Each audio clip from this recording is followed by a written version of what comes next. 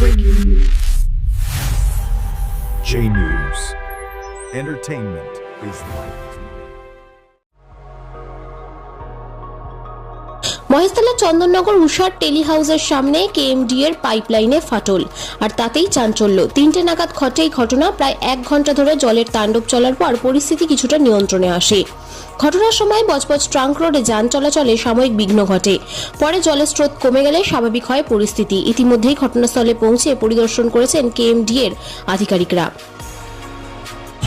পাইপটা হঠাৎ করে ফেটে যায়, ফেটে গিয়ে লিক হয়ে যায়। এক নারকেল গাছ মতো জল উঠে যায়। উঠে যাওয়ার পরে গ্রামবাসীরা পৌরসভায় জানানোর পরে তারপর পাইপ লাইন অফ করা হয়। আপাতত এই পর্যন্ত পরিস্থিতি আছে।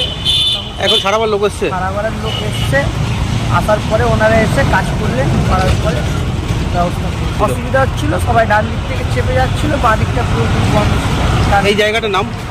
এটা মহেশতলা চন্দননগর। আপনার নাম? শেখ সাইড। এখানে 4টের সময় জল আসে, 4টের সময় জল আসে। আমরা ভাবি 4টের সময় জল আসে, আওয়াজটা বিশাল একটা আওয়াজ হয়।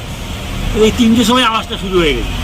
আমি একজন পাশে বসে জিজ্ঞেস করছি কী এরকম এখন জল আসার টাইম হয়নি, এবং উঁকি মেরে গিয়ে দেখি তারপরে ধারাস করে বাস হয়ে গেল।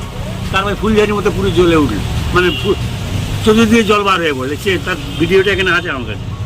হ্যাঁ, ব্রিজের ওপরে উঠে গেছে জল, এই দেখাচ্ছি আপনাকে ভিডিওটা। হ্যাঁ, সব ভিজে গেছে। এই জায়গাটার নাম? চন্দননগর। এই যে আপনার নাম? মুশাররফ খান। কোনো আধিকারিক এসছে? হ্যাঁ, এসেছিল, একটু আগে এসেছিল।